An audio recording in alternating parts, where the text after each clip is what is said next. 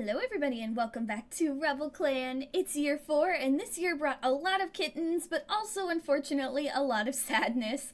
But you'll see what I mean as we get into it. Before we start, I want to mention something I mentioned in the RubbleClan video. I finally made a family tree! It will be a link in the description, and don't worry, not all the cats are related to Fursbreeze, I just had to use them as a base to add everyone else. You can click on the cats to expand their families and see everybody they're connected to.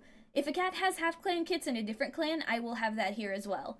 The family tree should be updated fully by the time this video comes out, and for later years I will try to update it right after the video drops, or maybe the night before if I could be sneaky enough. Speaking of, I have been doing some behind-the-scenes stuff, and I think I've figured out every single half-clan relationship, so I'll be mentioning those throughout the stream. And because there are already too many cats, that setting is getting turned off. Lore-wise, we'll blame Mist Clan for reasons that will be apparent in the future. As always, make sure to let me know your favorite cats, and let me know if you have any name ideas for the kits or apprentices after we've met them. But without further ado, let's start with the saddest part of these videos. It's time to go into StarClan, and I will warn you that although we only had a few deaths, a lot of them were hard hitters. For example, our first death this year was unfortunately our Arrow Ace Queen Trickleblaze. She was 86 moons old when she died, and she was ambushed by rogues on a patrol. I literally screamed when I saw it. Why, game, why? She was having a really good year, too. Not only was she still an amazing hunter, but she was always there to protect her clanmates and never let these skills get to her head. She definitely went out fighting, hurting the rogues bad enough that they had to run instead of go further into the territory, but she couldn't make it back herself. The clan was heartbroken, especially her apprentices, and they miss her dearly. In StarClan, she has spent a lot of time watching over the younger cats and even looking to visit some of them in a dream. She's also been chatting at birds, which is really adorable, and gossiping a lot with Rustfeather. I like to think that she enjoys joking about how the clan is actually going to have to learn to hunt for themselves now that she's not around, but she's just teasing. I really miss her, but it seems like she's adjusted to StarClan pretty well and is ready to watch over her clan for generations to come. The next death is honestly the one that hurt me the most. It's Cinderglint. She was 49 moons old and died after eating poisoned prey. I'm destroyed. I'm devastated. Blue Cinder was finally canon and then we lost it. How could you, game? Cinderglint was also having a good year. She became one of 2 mediators in the clan and was amazing at it. She negotiated with HoundClan for herbs, and I like to imagine she and Doveprance, a mediator in HoundClan, got along really well. They love to talk about their healer wives, and I like to think they hang out in StarClan too. Cats were in awe of her conflict resolution skills, and she did her best to help out anyone who asked for her advice, even if they wouldn't always take it. She was especially irritated at Posyback, who was still pestering her son and his mate this year. Beyond that, she and Blue Ears were doing amazing. They would sneak out to watch the moon together and were even planning on starting a family. Unfortunately, a certain cat in the clan caught a poison rabbit, and while many cats were sick because of it, she was the only one who died from it. She's very heartbroken right now, especially because Blue Ears had their kits, and she never really got a chance to get to know them. In StarClan, she has been mainly thinking about her life and watching over her family, which really sucks. I wish she could have gotten to spend more time with her kits. We really miss you, Cinderglint! Up next, we have 2 new arrivals who departed far too soon. We have Creekdew, who is 54 moons, confident and a great hunter, and his daughter Vulturepaw, who is 9 moons, troublesome, and has an active imagination. Starting with Vulturepaw, this kit was a ball of chaos from day one, but she also really seemed to want to prove herself. She was apprenticed to Dovetail, whose competitive nature fueled her own desires to be a great warrior. Unfortunately, she had really bad luck on patrols. Failed hunts, bad training sessions, and even falling during climbing sessions in front of a bunch of other apprentices. None of the other cats her age are the teasing type, but she was still so desperate to prove herself, especially as her siblings continued to succeed. This led her to rushing off despite her mentor's warnings when she sent in a Mist Clan cat on their territory. Unfortunately, she didn't hear the warning and was killed by a large dog. She was devastated, and the only cat who could comfort her was Cinderglint. She was even more heartbroken when her father joined her in StarClan shortly after. Vulturepaw is still struggling to adjust and spends a lot of time training in hopes she can get her warrior name. Other than that, she's mainly spending time with her dad and watching over her siblings, wishing she could be warriors with them. As for her father, Creekdew, he was a loner who got washed away from his territory but thankfully managed to save his 3 kits. He was found by Gentleshine and decided to join the clan for his kit's sake. Interestingly, he almost immediately fell in love with Blue Ears and Cinderglint, who had a surprising amount of romantic love for him as well. Unfortunately, as you already know from above, that didn't end up working out. He actually did get poisoned too, but he survived. After Cinderglint's death, Creekdew was one of many cats to be there for Blue Ears, including doing his best to help her with her new kits while mourning Vulturepaw's death. Unfortunately, on his very first patrol out with his new apprentice, he was ambushed and killed by a gang of rogues. He is thankful his apprentice managed to escape safely, but is devastated to have left his 2 surviving kits and blue ears behind. He is happy to see Vulturepaw and Cinderglint, but still, he mourns for the lost time he could have shared with the cats that are still living, and hopes they don't forget him. Right now, he spends most of his time with Vulturepaw as he tries to help her with her feelings of loss, only letting him release his own feelings when he's alone, so he can be strong for her. Yeah, I'm really sad about these 2 deaths. New cats dying so soon always sucks, especially when it could have been another polycule game. Basil is another new arrival you guys never met who died super fast, mainly because she was a whopping 250 moons. She was rescued from a 2-leg who was trying to drown her, and right after recovering from her head damage, she froze to death. She isn't too fussed about it, though. She lived a long life and was happy her last moons were peaceful ones. Since arriving in StarClan, she's been following the growth of the kits, telling the same stories around to anyone who would listen, and accidentally entering Kat's dreams. I didn't expect her to live long with how old she was, but I wish she could have been around longer, at least a little bit, because she had such a cool coat pattern and she was flamboyant, and we've never had a cat with that personality before. Oh well, I still miss you, Basil. And our last death of the year is another hard hitter. It was Puddlethorn. That's right, the game broke up 2 clan founder couples in 1 year. How dare you, ClanGen? He was 48 moons old when he died, and died on a patrol during a snowstorm. That's already awful, but you want to know what's worse? His mate Flaxheart and his daughter Bramble Eagle were on that same patrol, huddling beside him to stay warm, and they could do nothing as he slipped away. How could you do this to them, game? Beyond his awful death, he at least had a great year. He and Flaxheart had another litter of kits, who he at least got to see become apprentices before they died, and he doted on them so much. He's such a good dad. He didn't get another apprentice this year, which did bother him a little, but he was also very busy, not only with his own litter, but his adoptive parents and their litter. They were in the nursery at the same time, so I like to imagine him doing his best to make sure the kits all got along, especially one of his kits who was far more of a bully to the others. Unfortunately, there's not much more to say about Puddlethorn. He died right at the end of the year, so he's still registering from the shock of his death. He's trying to adjust, but he misses his family so bad, and they miss him too. He wishes he could be there in person to see all the amazing things they'll do, but at least he can watch over them from above. That was all of the awful deaths this year. I guess at least those were the only ones, but why did they have to be so painful? ClanGen is kicking me while I'm down. Anyways, let's move on to the living cats now. Starting with our beloved polycule of Peach Star, Dash Nudge, and Glow Falcon, who, as you can imagine, are in different stages of grief. Dash Nudge most of all. Peach Star is 117 moons old, just a few moons away from official elder age, and had a pretty good year all things considered. She and Dash Nudge had a litter of kits together. She was a little nervous because this was her first litter ever, but everything went smoothly, and they welcomed a beautiful litter into this world who they absolutely adore. She's been purring with pride, watching her clan grow, and is very happy with all of the new arrivals to the clan. However, as the year came to an end, she's been getting a lot more stressed out. The deaths of her clanmates are certainly part of that. The growing tension between MissClan and the constant rogue attacks are also playing a huge part. Cinderglint and Puddlethorn's deaths especially hurt her, as Cinderglint was her apprentice, and she took on quite the mother role to Puddlethorn after becoming mates with Dash Nudge. Not only that, but Dash Nudge is also one of the cats sick with yellow cough at the end of the year. Her loving personality has also left her extremely worried, and I think she's even doubting her own abilities. As she asked Glow Falcon on patrol about what kind of legacy she would leave behind if StarClan called on her. It hurts to see the sweetheart dealing with so much pressure, and I really hope she's able to relax next year. Up next, we have the 123-moon-old Glow Falcon.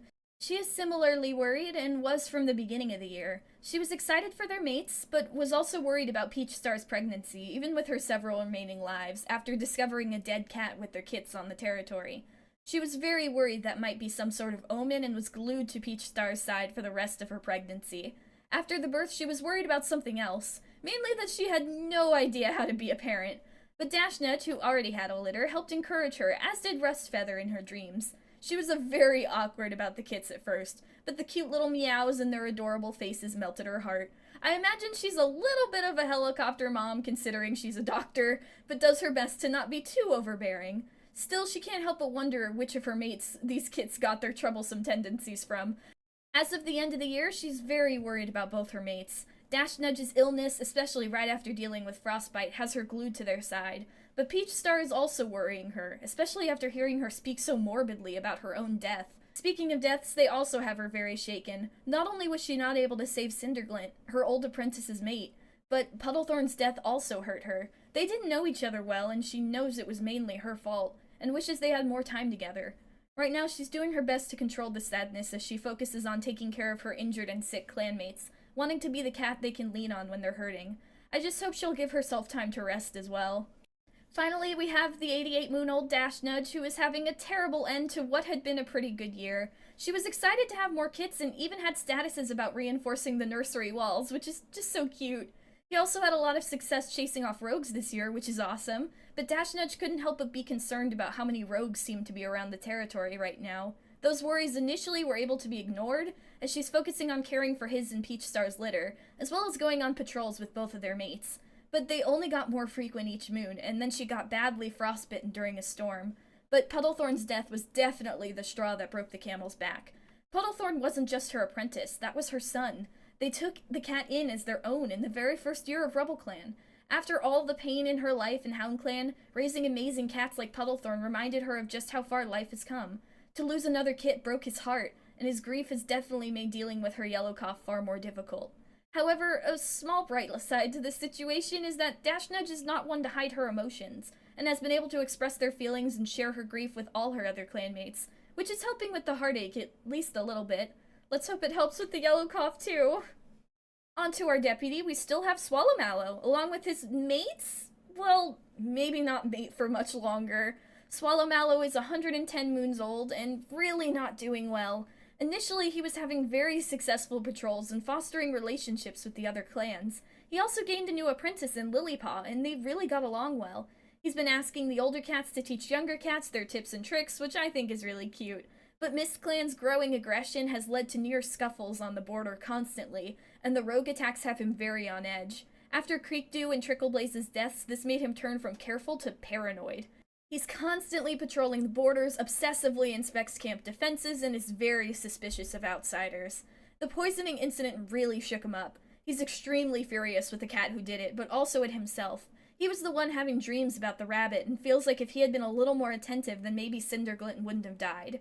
He's extremely stressed out, and this has led him to having spats with Peach Star of all people. However, she's not the only one who he's snapping at, as he's actually very suspicious of none other than his own mate, Skymoss. Skymoss is 138 moons old now, and in what seems to be becoming a pattern for RubbleClan, she was initially having a good year. She has been very adorable with the kits this year, teaching them what plants to stay away from and inviting them to learn about herbs. I think part of this may have to do with the fact that one of her daughters has a mate right now, and she's really hoping for grandkids. She's also been talking to StarClan a lot this year. They visit her a lot on her patrols, and I wonder if it may have something to do with her past. I don't know if I ever mentioned it before, but Skymoss's in-game backstory says that she was formerly a rogue. With that in mind, I think that Skymoss might know the rogues who are attacking us. However, she hasn't told anyone anything, not even her own daughter, Hickory Moth, who asked her about it after a run-in with the rogues, who mistook her for her mother. The idea that her old group is out there and knows she's in RubbleClan has really shaken her. She's wanted to run away and has disappeared for a few days every now and then, but she always comes back. Whether that's because she wants to stay or just couldn't find a safe way to get down the mountain, I don't know.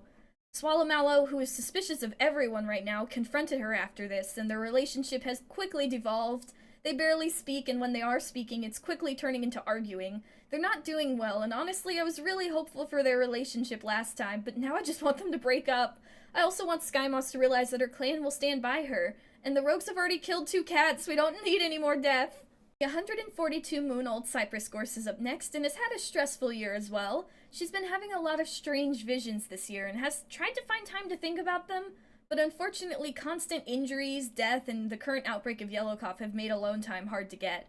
The only time she manages to rest is when she finds a spot to sun herself on patrol, but she hasn't done that much recently due to the rogue attacks becoming more frequent. She's also started to get really bad headaches because of the stress, and has nearly gotten lost so many times because of it. She's very worried about her clanmates, but her keen eye also has her very suspicious towards her fellow healer, Skymoss. I think Cypress Gorse definitely suspected that Skymoss knows the rogues, and figured it out after eavesdropping on her and Hickory Moth. But she doesn't want to confront her about it with how Swallowmallow is acting. She doesn't think it matters. She knows Skymoss isn't with the rogues, but wishes that the threat could be taken care of before more cats get hurt. She's ending this year on a bad note, as overwhelming herself has led to her getting sick, shivering after failing to find herbs in the snow. I really hope this doesn't turn into yellow cough, and I really hope these visions she's having doesn't turn out to be predicting something really disastrous, but only time will tell. The last of our medicine cats is Piperwood, who I drew with her mate, Timberquill. They became mates on the very first moon of the year, and they're adorable together. Piperwood is 35 moons this year and has been working very hard, something that a lot of cats are thankful for, especially with the current outbreaks. However, she's been working herself a little too hard, which worries her sister and her mate a lot. She was digging for lungwort until her paws got sore, and then later made a mess of herbs and was panicking. She can't find peace anywhere in camp, and not just because of her duties, but also because of her mother and Swallowmallow's constant arguing. She also had a horrifying vision this year while on a solo patrol. She saw cats made of mist that suddenly rushed towards her. It scared her so bad that she ran all the way back to camp, and always patrols with Timberquill or another cat now. She's scared to be alone, and she isn't sure what the vision could mean. Her sister Hickory Moth has told her about the rogues and about how their mother might have been part of their group, and she isn't sure what to think. She just wants the fighting to stop, but thinks her vision is warning her that the danger has only just begun. She's exhausted and really feels like there are only a few cats she can rely on, the main cat amongst those few being her mate, Timberquill. Speaking of Timberquill, she's 37 moons old now and was initially doing very well. Her apprentice became a warrior and she yelled so proudly at his ceremony, and later she took on a fox all by herself, bringing back an entire goat kid for the clan to feast on. She's also very happy for her parents and their new litter and loves to spend time with her little siblings, even if one of them reminds her of her troublesome sisters a little too much. Trickleblaze's death hit her hard. She adored her mentor so much, and Creekdew's death right after has made her very protective of her clanmates. She didn't even need Piperwood to share a vision to convince her to go herb gathering with her mate. There was no way she was letting anyone hurt Piperwood. She's also been sharing a lot of battle tips with other cats and has, at least on her own patrols, been very cautious about catching any kind of rabbit. Puddlethorn's death was another one that hurt her. She adored her big brother a lot and hates that there was nothing they could do. As of the end of the year, Timberquill is trying her best to keep the clan safe, protect her mate, and keep peace with Mistclan, but all of this is really stressing her out, especially with her parent Dashnudge sick with yellow cough. She really hopes they recover, as she isn't sure she could handle losing any more loved ones this year. Up next, we have Pheasant, who is currently our only mediator after Cinderglint's death. I think he became one because he was bored in the Elder's Den, or maybe he was just annoyed by the other Elder we have right now. Either way, he's currently our only mediator, but also very lazy. Even before the rogue attacks and the tension with Mistclan, he didn't want to travel to settle disputes. He claimed it was his old bones, which is kinda true, he is pretty old, but most of the clan knows that he's just lazy. Despite that, he's a good mediator inside the clan. Not only does he settle disputes between clanmates, but he also tells plenty of stories, which was sorely missed after the loss of Little Knight and Weasel Knight. He's still a bit of a gossip, but he seems to know when to keep his mouth shut, and has been very helpful to several cats, especially one apprentice named Wingpaw, in venting their feelings. I am happy he decided to take on the mediator role. He's really become a part of the clan. However, I was doing some behind-the-scenes stuff to try and figure out who had half-clan kits with who, and I decided that Pheasant is the father of both of Fudge's litters in Hound Clan. The first litter was before he joined, but I definitely think they recognized each other at a gathering and snuck off together, because she is expecting another litter at the end of the last video. So congrats, Pheasant, on the several half-clan kits. No wonder you like to gossip, you're up to plenty yourself. Moving on to our warriors, we're starting with a new arrival named Archie. She is 125 moons, adventurous, and a great storyteller. She was saved from a dog by Timberquill, and in awe of the cat's bravery, decided that clan life might be an interesting change of pace. She lived in a barn before that, and is another cat with half-clan kits in Hound Clan. She had Civet Stripes kits, the first litter when she lived in the two-leg barn, and the second litter secretly after joining RubbleClan. He offered her a place in Hound Clan both times, but she refused. She's very much a free spirit and was happy to give the kits to him when they were ready. She enjoyed their fling, but prefers life unattached. Despite that, she seems to like RubbleClan, even if her very first patrol was the one ambushed by rogues. They were able to fight them off, but goodness gracious, talk about a first impression. Thankfully, that didn't scare her off from the clan. She actually likes the thrills. Maybe a little too much, because in the next moon she fought a big dog and was hurt. I think she may have picked the fight with the same dog that was chasing her before, and luck wasn't on her side this time. She did manage to get an apprentice this year in Wingpaw, but their mentorship has been a bit of a struggle. They had a horrible first patrol that admittedly wasn't Archie's fault, but she just doesn't seem to be a good teacher. She's not very patient and tends to be reckless, like when she jumped into a badger den and nearly got killed by a badger, and nearly getting hit by a monster because she didn't look before rushing across the thunder path. While a lot of cats do enjoy her presence in the clan, I worry about her tendency to run off and get into danger. It's not good at all considering all the current threats, and she needs to realize that before she makes a mistake she can't take back. Next up, we have New Chest with his mate, Gentleshine. Yes, these two got together, and not only that, they have kits! We have Heart Kit, who is sweet and quick to make peace, Carnation Kit, who is quiet, quick to help, and constantly climbing, and Echo Kit, who is nervous and a moss ball hunter. New Chest is 117 moons this year and has had a pretty good year. Ironically, he has been helping a lot of cats with their love troubles. He's still very much the clan's therapist slash romance counselor. He also had a really cute patrol where he ran into a RubbleClan apprentice who was wide-eyed and fluffed up at encountering a real RubbleClan cat, and New Chest pretended to be very impressed with the hard-working apprentice.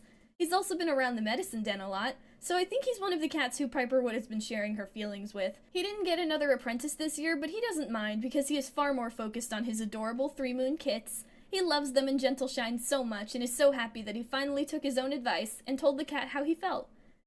Although he is very happy, he's definitely worried about the rest of the clan, especially with all the kits in the clan right now. He really hopes Miss Clan settles down and that they could deal with this rogue problem, and he's prepared to do whatever it takes to keep not just his kits, but his beloved clanmates safe. The 105-moon-old Gentleshine is here with his mate and kits, and is in a similar state of happy worry. He felt very guilty over Creekdew's death, as he was the one who initially invited the cat to join. I think Gentleshine may actually not have the highest opinion of himself, and also tends to worry about things a lot. He was also on the same patrol with the cat who caught the tainted prey, and had the status that he felt like he was going crazy the moon after. Thankfully, his mate was able to help him talk through these feelings instead of burying them, so he's not been weighed down by it as he normally would be. He's a super happy to be a father, and is kinda definitely a helicopter parent and can be a little overbearing at times. He wants his kits and the other kits in the nursery to be safe, and with the current yellow cough outbreak, he's doing his best to keep the kits corralled in the nursery. He's lucky these three inherited New Chest's patience. The only reason he lets them out at all is because New Chest's gentle encouragement and the fact that Blue Ears, a trained healer, says it's okay every now and then. At the end of the year, he's still definitely quite worried, but trusts his clan will do their best to protect them all. But his heavy guilt still makes him wonder if he's a cat worthy of such protection. Whether he is or not, he knows for sure he wants to keep his family safe at least. Sharkstorm and Dovetail are next, and these two cats are now mates as well. I was rooting for this ship mainly because they're basically cookies and cream, but they're a really good pair too. Starting with the 109-moon-old Sharkstorm, this reckless dude finally recovered from his broken bone and was instantly prancing around with his tail held high, ready for anything. He was promising some nervous kits that he would protect them, which is really cute, and even got one of Dash Nudge and Peach Star's kits, Scamperpaw, as an apprentice. Unfortunately, he did get frostbite, like, right after that, but he's recovered now, he's fine. As for his relationship with Dovetail, it's going strong. He likes her a lot, especially how she could keep up with him, and he enjoys her competitive spirit. He's absolutely smitten, and I love that for him. But as of the end of the year, he's very worried about her due to the yellow cough outbreak, and is trying his best to not get in the way of the medicine cats. He wants his mate to recover safely, after all. As for the 90-moon-old Dovetail, she's not doing good. She was ambushed by rogues right at the beginning of the year, but was able to fight them off and run back to camp, which I was very thankful about. 2 rogue deaths is enough. She and Sharkstorm also, of course, fell in love, after finding a good rival in one another. They were always challenging each other to races and competitions. After this, she gained her first apprentice in Vulturepaw, but after the several messy patrols I mentioned before, they were attacked by a large dog and Vulturepaw was killed. Dovetail was feeling incredibly guilty and felt like she should have been able to do something. She also holds a deep hatred for the Miss Clan cat who caused the incident, which has become a hatred for Miss Clan in general due to their more aggressive behavior. All of this has caused her to push herself far too hard, ending with her getting yellow cough at the end of the year. She's still very irritated and feels useless right now. She wants to help their clan while it's struggling, but honestly I think she needs this. I wish it didn't take a life-threatening illness for this cat to relax, but here's to hoping she's able to recover and stop pushing herself too hard. Up next, we have Silk Creek. She is currently an elder, but I had to draw her here because our old gal not only has a mate now, but also has some kits. At 144 moons old, I wasn't expecting this, but I'm very happy. Her new mate is a new arrival, the 120 moon old Dancing Meadow, who is compassionate, a great speaker, and a lore keeper, and their kits, who are both 2 moons old. We have Barley Kit, who is troublesome and splashes and puddles, and Scratch Kit, who is noisy but confident with words. Starting with the new old lady, she's an injured loner who Dash Nudge brought into the clan and gratefully decided to join. Her tail scar is from that incident. She seems to be just a sweetheart who likes helping others, as she was always helping the medicine cats gather herbs as thanks, and her gentle voice and compassionate understanding helped her clanmates many times, especially during some harsh snowstorms. She's the type of cat who is very quiet, so when she speaks you want to listen. She and Silk Creek ended up becoming close thanks to their similar dedication to their duties. Although I definitely think Dancing Meadow was the one to flirt first, Silk Creek has no idea what to do with those emotions. I think the kits were a surprise, especially at their age, but they're taking it in stride. Dancing Meadow always wanted kits and is happy to have them in the clan that she cares about with a mate that she loves. On to Silk Creek, I am so very relieved that finally this old lady retired. Goodness gracious, it was about time. But before she did, she helped take down a fox without getting injured. Shocking, I know. She is still bitter about not getting a chance at a leadership position, but has settled into the role of elder well. She's not much of a storyteller, but she's very good at bossing around the apprentices, and she did manage to toss a snake out of camp before it could bite someone. It's nice to see this old lady settle down and be happy. However, I am a little upset at her for one thing, specifically that she walked past Puddlethorn's vigil without even a passing glance. Seriously, Silk Creek, what did Puddlethorn ever do to you? I checked the relationship tags, and most of the things that caused negative effects were from you. The one bad thing on his side was talking about you behind your back, but of course he would, you're so mean to him. I'm so happy for you, I'm glad you have a family, but please don't pass on your mean streak to your babies, we have enough drama as it is. Speaking of drama, it's finally time to talk about Sweet. He is 102 moons this year, and he was the one who caught the poisoned rabbit. He very much let his skills go to his head after taking down 2 foxes this year, and wasn't really listening to others even before that. Despite the warnings of both Gentleshine and Darkclaw, who were both on that patrol, and his own knowledge about the omens that Swallowmallow and others had, he caught the rabbit and poisoned Cinderglint, Creekdew, Boulderpaw, and himself. But the only cat who died was Cinderglint.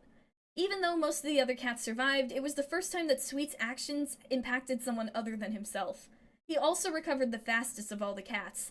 He was shaken to his core and feels horribly guilty for what he's done. Even though he knows Swallowmallow is now assigning him the most dangerous patrols on purpose, he doesn't call him out because he feels like he deserves it. He can't even talk to Blue Ears, feeling like he doesn't deserve to because he knows the cat will forgive him and he can't forgive himself.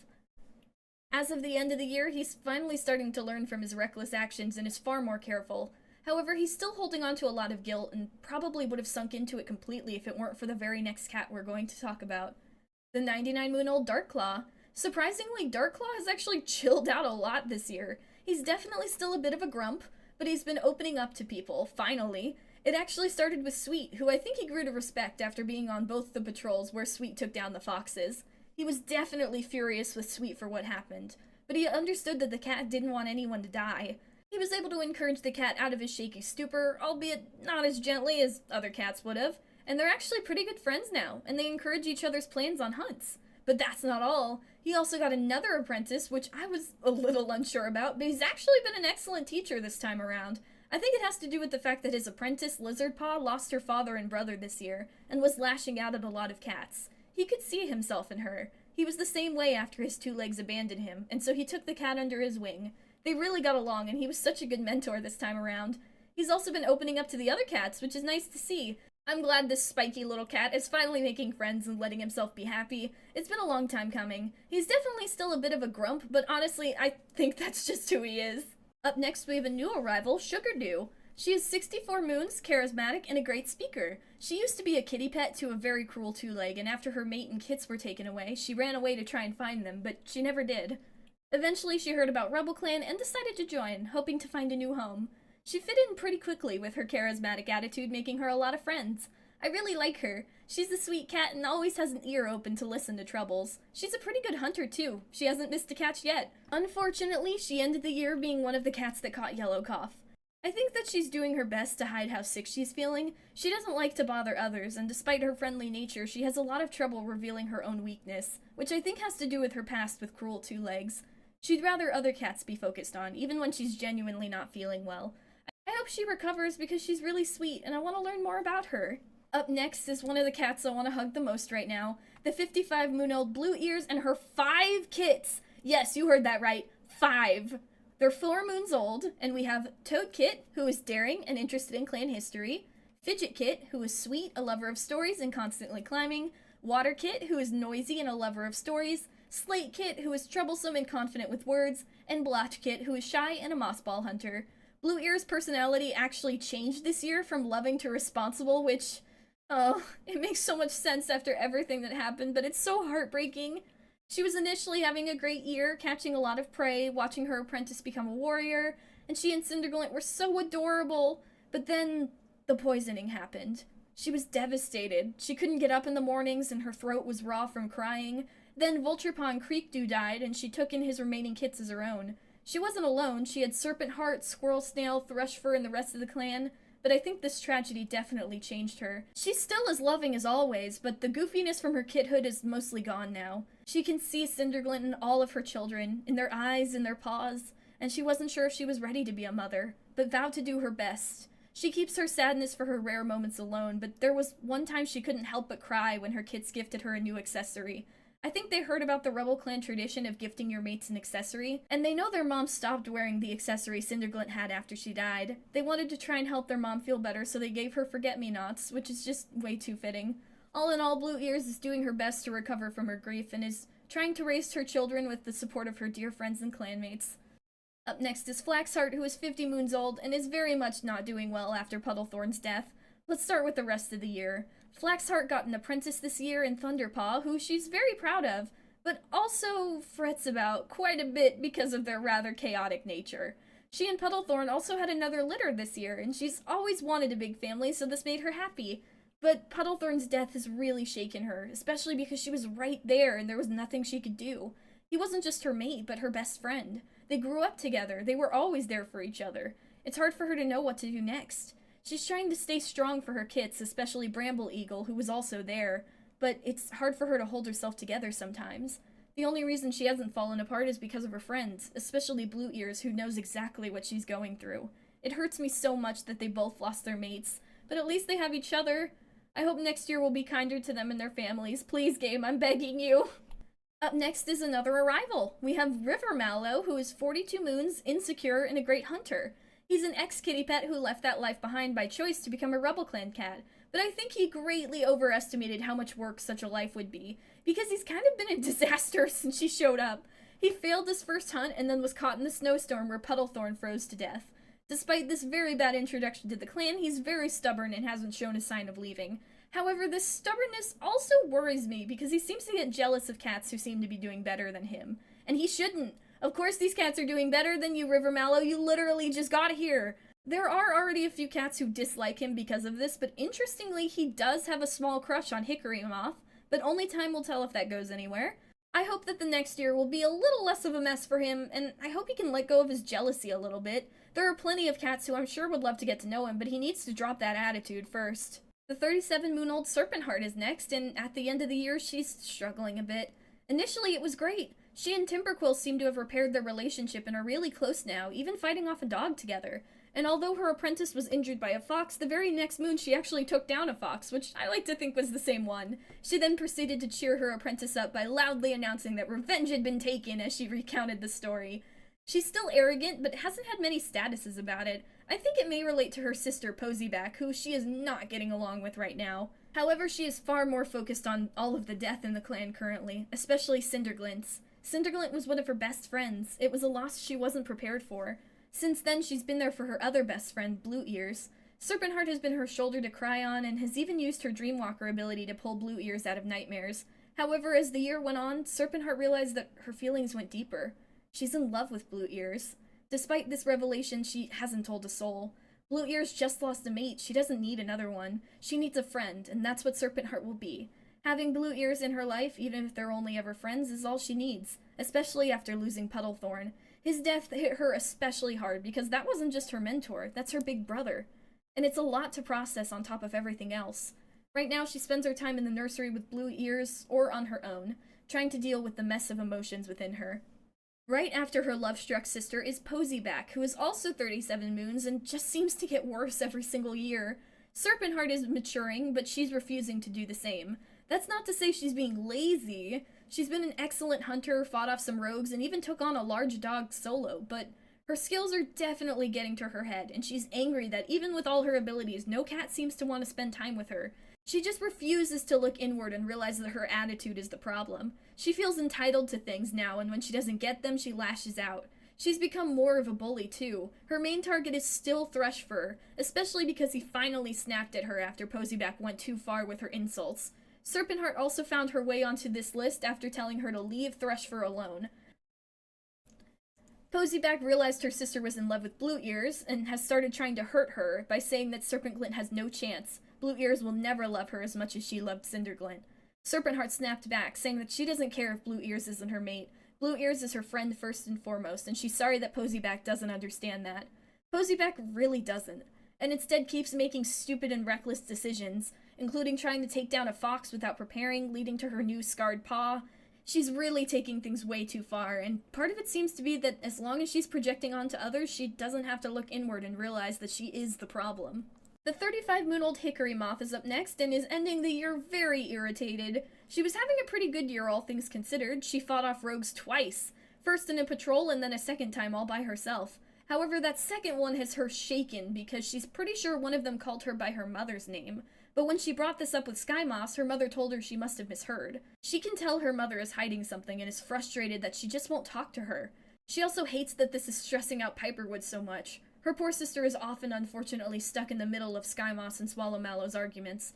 She's doing her best to keep her sister calm with the help of Timberquill, but that's hard when she's also dealing with a lot of anxiety, especially after having the same exact vision of the Misty Cat her sister had. She isn't sure what it could mean, even after discussing it with her sister and other cats. I can't say anything about her feelings towards Rivermallow because obviously that's not what she's focused on right now. She's on edge at all times, expecting a cat around every corner to attack her, and has been watching her mom with a lot of suspicion. She wants to know what's being hidden from her, especially if it'll put many cats she cares about at risk. Craneback and Bramble Eagle are up next. They're 27 moons, and I drew them together because they're both having a rough end of the year after Puddlethorn's death, Bramble Eagle especially. Bramble Eagle was actually having a really good year. She was telling stories to the kits and practicing battle moves with the apprentices, but as the rogue attacks started to increase in frequency and MissClan grew more hostile, she became anxious, waiting for war to be announced. She's been trying to make sure that no other threats show themselves during this time, which often involves throwing herself into fights with anything, whether it be a fox, a dog, or any cat foolish enough to try something on RubbleClan territory. However, the year ended with that terrible snowy patrol where she and her mother could do nothing but watch as Puddlethorn faded away. Bramble Eagle feels terribly guilty because there was nothing she could do, but she feels like she should have been able to do something, anything.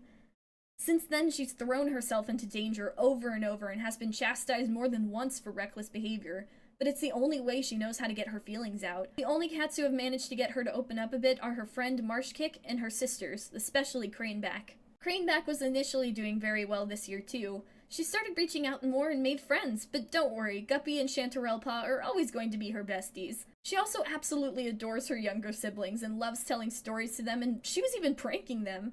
However, she is a bit concerned about one of them because of their attitude. She still likes her alone time, but right now she's trying her best to be there for Bramble Eagle and Primrose, especially Bramble Eagle, who refuses to reach out to anyone and has been pushing herself far too hard.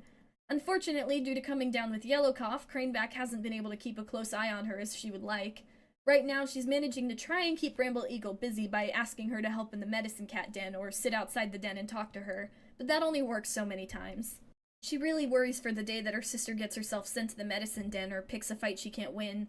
But I'm worried that Craneback is so busy taking care of others that she isn't giving herself a chance to grieve. She's so focused on keeping everyone else together that I'm scared she won't realize she's falling apart until it's too late.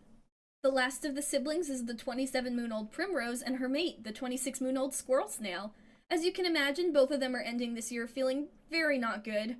Starting with Squirrel Snail, he was working hard this year. He caught lots of prey for the elders, shared stories with apprentices, and improved relations with other clans by marking the border in hard-to-reach places. I think it helps that he's pretty short, but don't tell him I said that. He was so happy when Primrose asked him out, only to have his heart shatter upon the loss of his mother.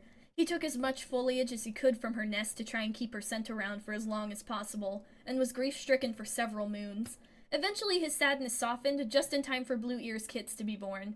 He vowed to be the best big brother he can be and helps Blue Ears out anytime he can to make sure she has time to rest.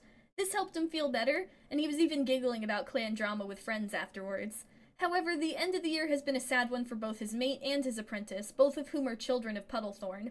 He's been there for Primrose whenever she needs him and is doing his best to give Fallpaw the less intense patrols until they feel up for the tougher ones, but the increasing rogue attacks have made it tough to keep that up. Cats seem to be waiting to attack from anywhere, so it's hard to know what's safe. Thankfully, Squirrel Snail is skilled at using the rocky terrain to his advantage and is teaching his apprentice to do the same. But it doesn't change the fact that these attacks are still happening and getting worse every day. He's not sure how long it'll be before they're trapped in a fight they can't win. As for Primrose, she had a status at the beginning of the year saying she wanted to speak to Cinderglint, which I think was about her feelings for Squirrel Snail, which is very cute. And I think Cinderglint was also very encouraging because they became mates soon after that. She also had a really cute moment on a patrol where she asked Squirrel Snail if he thought she was a good teacher, and he was surprised and replied that he always thought she did great, and she was so bashful and hid her nose in her paw and was purring super loud. These two are so cute. After Squirrel Snail's mother died, she was practically glued to his side, giving him time to grieve, but helping with Blue Ear's kits whenever he did. She liked to tell funny stories to the kits to get them to laugh and make her mate smile. She also has been doing her best with her apprentice, Whistlepaw, who is struggling too. However, it's hard for her to keep this up as of the end of the year. Her father's death broke her heart, and she hasn't really felt up for anything anymore. She's still reeling from it and is desperately trying to pretend that she's fine, but everyone, especially Squirrel Snail, sees right through it, and they don't let her bury her feelings. Squirrel Snail is there for her just like she was there for him, and she has her family with her as well. I'm really glad these two goofy sweethearts have each other. The 26-moon-old Thrushfur and his mate, the 35-moon-old Guppy, are up next and are doing the best they can, all things considered, but still struggling a little bit, which isn't surprising considering everything. Starting with Guppy, this friend-shaped cat has been making a lot of them this year. I think he's just got that vibe that makes you want to be his friend, because every interaction with other clans has ended well for him. He's also very good at dealing with arguments on patrol, smoothing over a few ones, including one between his mate and his apprentice, Chanterelpaw, which I found funny. However, the rest of the year has been pretty stressful, not only because of the rogues in Mistclan, other things too. Guppy was unfortunately also on the patrol that Puddlethorn died on, and the death has really shaken him. It's the first time he faced something like that. He was helping his mate with his grief, doing his best to be strong because it hurts to see his cheerful mate so sad. But the main problem for him this year has been, you guessed it, Posy back. After they announced they were mates, she's been even worse to both of them, and Guppy is really struggling with it. Especially because there's only so many places he can go to be alone with their territory currently under attack. She seems to have backed off a bit after Thrushfur snapped at her, and he wants to believe that she may have learned her lesson, since he tends to try and see the good in everyone, but only time will tell. Right now he'd much rather focus on the good in the world and his beloved mate. As for Thrushfur, he has had a similarly good start to the year. He was able to confess to his mate and swore he could fly after learning Guppy returned his feelings. He helped fight off some rogues and chased off several trespassers as well. Unfortunately, his mother's death has really shaken him up. Not as much as his brother, but he was still very distracted. Distracted enough that he wasn't watching where he was going while in the snow, and it ended up giving way, leaving him with a broken leg. Guppy was worried sick, and thankfully saw past the Goofy Cat's attempt to claim he was alright, and gave Thrushfur a shoulder to cry on. He really needed that. He's recovered since then, at least physically. However, his patience for cats like Posyback has definitely gone down. She threw his unfortunate injury in his face several times to try and claim she was better than him. But the last straw was when he brought up his mom. She said that maybe he'd die and abandon his mate just like Cinderglint did. He couldn't take it anymore and snapped at her, saying that she's the reason nobody likes her, and that she needs to stop blaming every other cat for her own problems. She backed off afterwards, but is always glaring at him, and he isn't sure what to do about that. He just wants to feel normal again, but he isn't sure what normal is anymore. Boulder Spore is next. He's 20 moons, daring, a learner of lore, and a good kit sitter. His year was pretty good. He and his mentor really connected. He learned a lot from her, and he sees her like a big sister.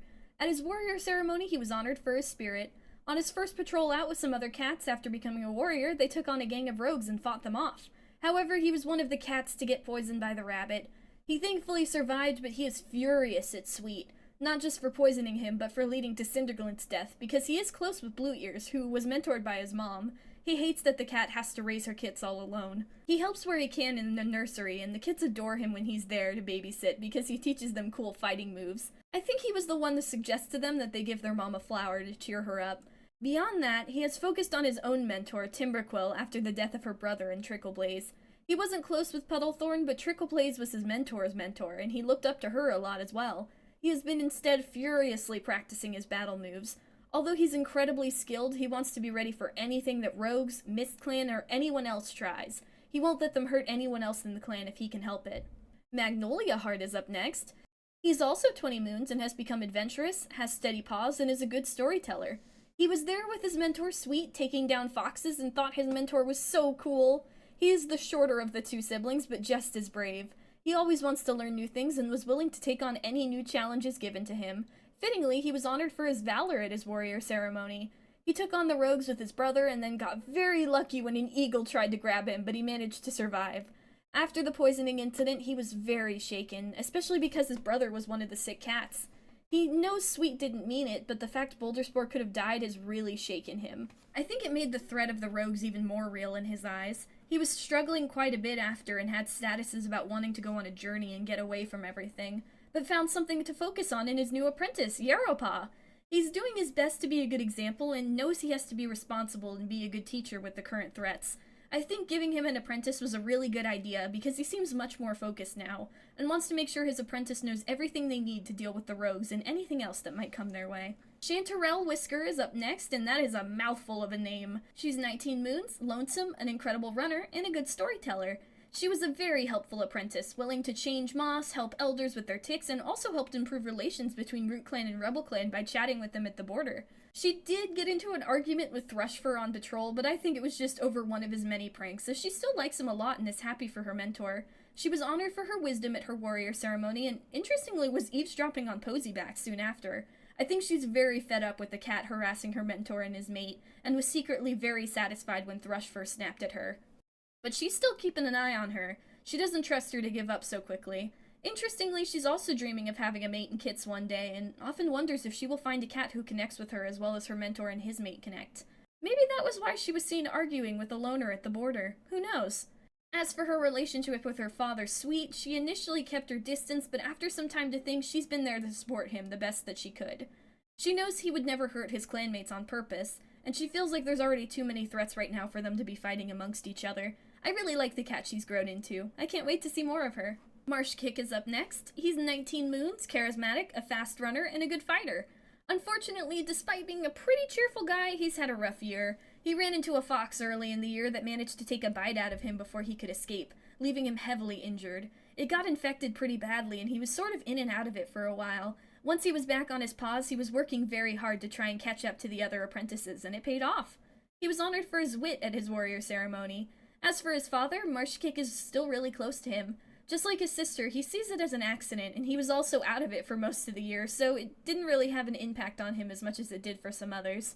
Marshkick also immediately wanted an apprentice, and the kids loved watching and learning from him. He may get one next year, as he ended the year on an act of heroism, rallying a patrol to save a Mist Clan cat that was trapped in a tree by a dog.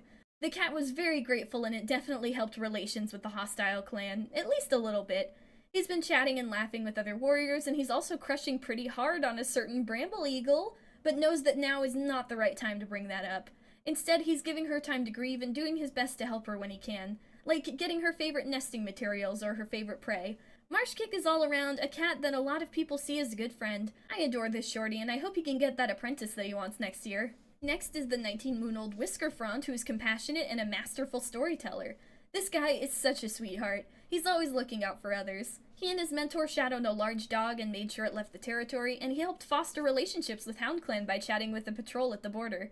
He does like to tease the younger cats, but always gives them advice when they ask. He's like an older brother to a lot of them.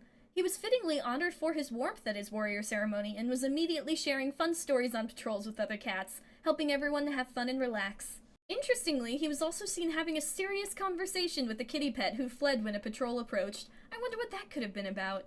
He helped fight off the dog with Marshkick and is super proud of his siblings for growing into such strong cats. He also got his first apprentice this year in Ramblepaw, who he is working hard on training. However, he is a bit distracted because of his old mentor, Swallowmallow.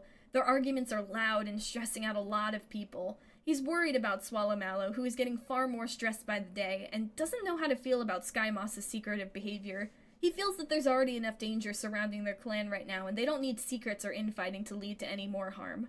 As for how he feels about his father, it seems like he's kind of avoiding him right now.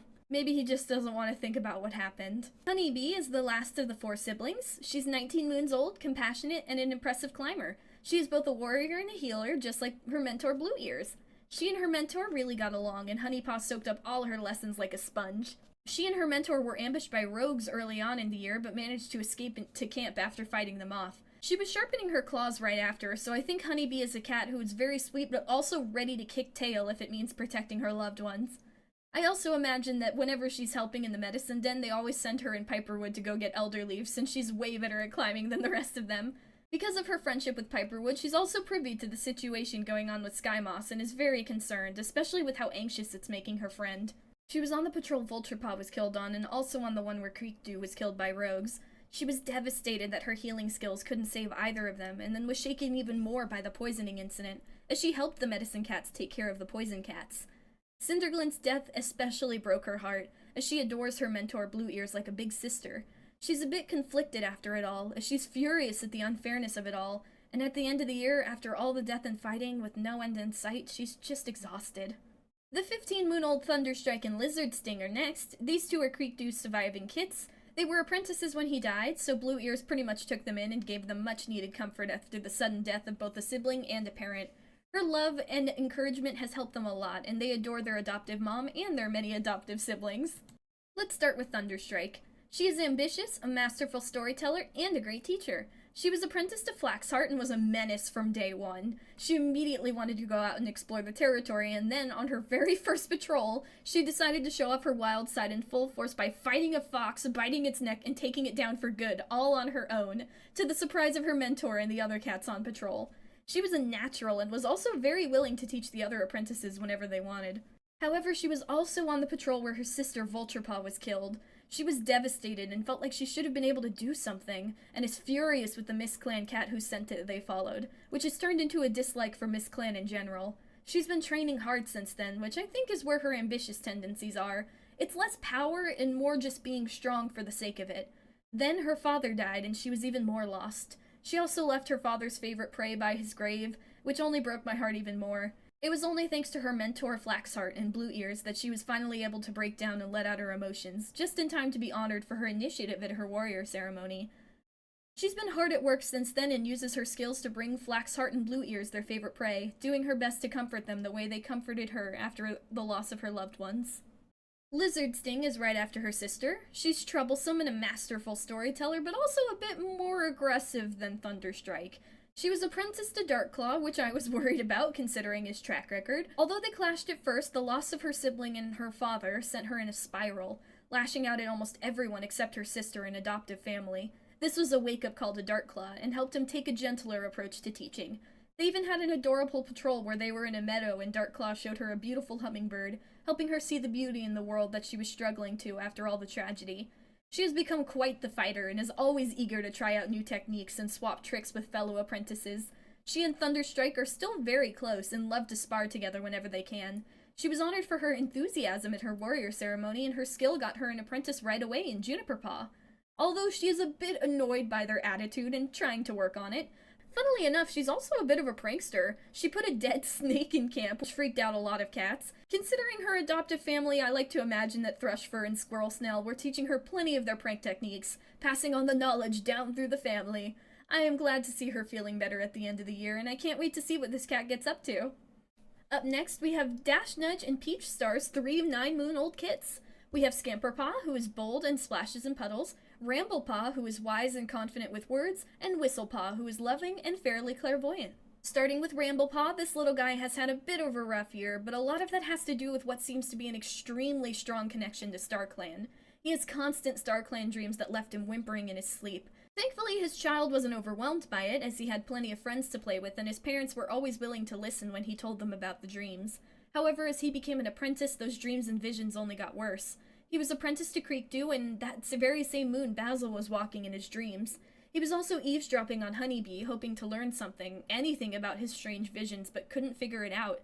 He was very shaken by Creekdew's death, only then realizing that his dreams were prophetic, and then shattered by the guilt of not realizing sooner. His new mentor is Whiskerfrond, who thankfully takes his visions seriously.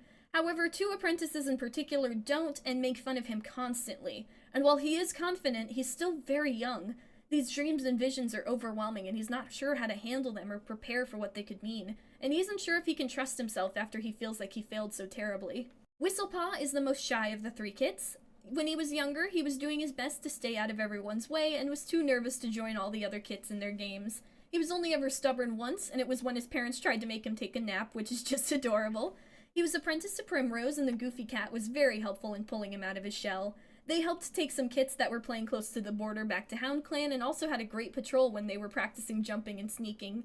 He's very observant and also extremely curious, always asking questions and wanting to learn more. He was the first to notice Bramblepaw's curious abilities, and has been his supporter through all of the teasing and bullying. Anytime a cat tries, he's there to stand up to them. He's tried his best to comfort his brother about his visions and Creekdoo's death, but Bramblepaw is taking it really hard. Whistlepaw is doing his best to be a cat his brother can express his feelings to, and vents to his own mentor whenever he can, although he has been a bit hesitant since Puddlethorn's death. Right now, he's trying his best to be strong and be there for his brother, but also is really irritated at the final of the three siblings, Scamperpaw. This gal is a troublesome kit with the face of an angel. She would cause chaos all day, but purr her way out of trouble anytime she could. A lot of cats were annoyed by her chaotic behavior. Even other kids in the nursery were telling her to play more quietly. It doesn't help that she seems to have no spatial awareness, always tumbling and crashing into things. Despite being a little goof, she still has a good heart. On her first moon as an apprentice, she managed to save Waterkit from a rushing river. She also was apprenticed to Sharkstorm, which honestly I think was a recipe for disaster. Neither of these cats know how to slow down. Which definitely hasn't helped them at the end of the year, with Sharkstorm frostbitten and now her parent Dashnudge sick with yellow cough, and several of her siblings mourning the many cats lost this year. Unfortunately, Scamperpaw doesn't seem to know when to turn off her goofiness, and I think part of this is that she just doesn't want to face the sad parts of life. She'd rather run off and play pranks, which has led to her to sort of ignore her litter mates. She seems like such a sweet cat, but she really needs to learn how to focus instead of running away from responsibility, especially with everything going on right now. Up next are the 9-moon-old Lilypaw and Wingpaw. These two are abandoned kits that the clan found and took in, and you might be surprised by this, but they're also not having a good year. First we have Lilypaw, who is faithful, a restless sleeper, and a lover of stories. She's smaller and was babied quite a bit because of that and her nervous nature. She hated it and was very happy to be apprenticed to Swallowmallow, who encouraged her. It really made her eager to learn. She even suggested a badger stakeout that went really well. However, Swallowmallow's current suspicious, anxious behavior has her on edge too.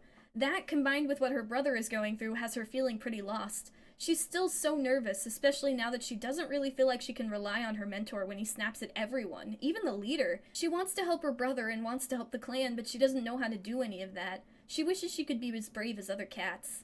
With his sister, we have Wingpaw, who is childish, an avid playfighter, and a picky nest builder. This probably won't surprise you, but he and Scamperpaw were a troublesome duo right from the beginning. The clan would panic whenever he was out of view for more than a few seconds because of how much trouble he could cause. He was initially very excited to be apprenticed to Archie, but everything that happened after that has really shaken him. His first patrol was the one where Creekdoo was ambushed and brutally killed by rogues. He was in shock after witnessing something so terrible and has struggled ever since. He's been getting lost on patrols, jumping at his shadows, and finds that even pranks and a new flower he got himself haven't made him feel any better. And as things have gotten worse and worse, he just doesn't want to be a warrior anymore, but isn't sure what else he could be. It really breaks my heart to see such a cheerful cat fall apart like this. I really hope next year will be nicer to him. The final cats of this year is Puddlethorn and Flaxheart's second litter, the 7-moon-old Juniperpaw, Yarrowpaw, and Fallpaw. Starting with Juniperpaw, who is charismatic, a careful listener, and oddly observant, and also the ringleader for the bullying going on right now. She was the run to the litter and got ill as a kit, and I honestly didn't think she was going to make it, but she did. She was jealous of the other kits who got to play while she was in the medicine den and has become a bit of a jerk because of that. She was apprenticed to Lizard Sting and on her first patrol helped fight off a dog alongside Marsh Kick and a few others. She has grown a huge ego afterwards, bragging to anyone who would listen and making fun of Ramblepaw and even Wingpaw constantly for being weak in her eyes. Even when Lizard Sting makes her clean the Elder's Den and her elder sister Primrose lectures her, it just makes her more stubborn. This only got worse after Puddlethorn's death, as she was very close to him and is reacting the only way she knows how, with anger. She's continuing to bully other apprentices, poking and prodding at their insecurities with no mercy. Why should she feel bad? It's not her fault they're cowards. At least that's what she tells herself. Yarrowpaw is adventurous and a picky nest builder and is also a fellow bully alongside a sister. However, it seems to be less of a mean-spirited thing and more that he's a doormat. He wants to make friends, but he isn't sure how to do that other than by doing whatever they say. Juniper Paw has taken full advantage of this, pressuring him into doing whatever she wants by saying she won't talk to him anymore if he doesn't, and considering that she's the only cat who he's close with, the threat works. When he's by himself or with other cats, he's really sweet. He fought off a rogue group with his mentor and Fallpaw, and even made a good impression on a RubbleClan patrol, but he just can't stand up to Juniper Paw. His mentor Magnolia Heart has lectured him about the bullying and encouraged him to stand up to her, but he just can't do it. Especially not right now after their father's death. But the impact of the loss has only made him more aware of the stress and sadness of the other apprentices and made his guilt worse. He really wishes he could be brave like Fallpaw. Speaking of Fallpaw, here she is. She has a very interesting fur pattern. I've never seen one like it before. She's lonesome and a careful listener, and the only one of the siblings who isn't a part of the bullying crew. Part of this is because she's always been a lonesome kid. She very much prefers her alone time. She also really looked up to her older siblings, especially Craneback, who is just as much of an introvert as her. She was apprenticed to Squirrel Snail, who made her very happy because that meant her big sister Primrose was around a lot too. She helped fight off a bunch of rogues with her brother Yarrowpaw, and although she failed her first attempt to catch a mouse, she was comforted by Squirrel Snail recounting his embarrassing first patrol with the porcupine. She never really connected with Juniper Paw and refused to take part in the bullying, but she was heartbroken when Yarrowpaw didn't say anything against Juniper Paw. In fact, he didn't say anything at all. She feels betrayed by them and does her best to ignore them in their bullying. After Puddlethorn's death, she's been clinging to her mom and big sisters, unsure of what to do without him. Squirrel Snail has been a big comfort for her as well, since he knows what it's like to lose a parent. She's grieving, but happy to have so many cats around her she can rely on after such a loss, but there's still a part of her that wishes she could count her littermates in that group too. And that's it for year 4 of RubbleClan. A lot of fighting, a lot of tension, and unfortunately a lot of tragedy. Although there weren't a lot of deaths, each one really hurt and impacted a lot of cats. I want to say that next year will be better, but based on the rogue attacks we've been dealing with, the secrets some cats seem to be keeping, and how hostile Miss Clan is getting, I think only time will tell. As always, let me know in the comments what cats are your favorite and any name ideas you have for the kits and apprentices. Also, check out the family tree. I'm so happy it's finally done. I was planning to update RubbleClan again next because I thought it would take less time than the plan for HoundClan, but I have a plan in place for RubbleClan too, so I think only time will tell. It depends on which animatic is done first, if I end up doing them, and that depends on my own attention span and motivation. Either way, look forward to possible animatics for both clans in the future. But with that all out of the way, I will see you next time, whenever that is. Until then, thank you guys for watching. If you enjoyed, please consider subscribing. Remember to take care of yourself, watch out for rogues, and have a good day.